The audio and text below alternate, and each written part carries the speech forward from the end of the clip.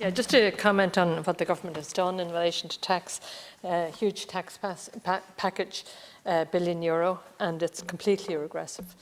And Taoiseach, you know, you have spoken about this several times, and it seems that you're very much in favour of unfair tax treatment. I mean, you've been promoting this all along. I just want to correct something that you and your colleagues frequently say, and that is that inflation increases the amount of tax that people pay. That's simply not true. There is a case for a level of indexation, and that indexation should only relate to wage increases, which is, you know, according to the CSO, has been about just over 2% in the past year.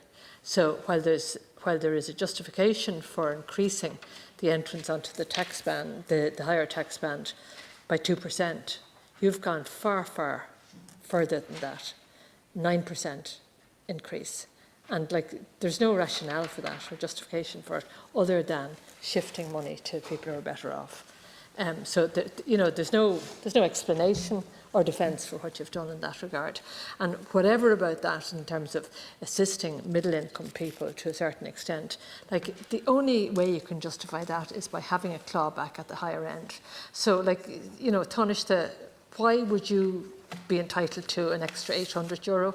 Why would I be entitled to an extra €800, or anybody in this House? I mean, it makes no sense whatsoever when we have large numbers of people who are literally on the breadline.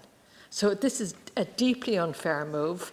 You seem to be claiming a lot of credit for it. You have indicated direction of travel for next year, which is to make our tax system even more aggressive. And, you know, there's a lot of people who will be paying a high price for your kind of ideology, Taoiseach.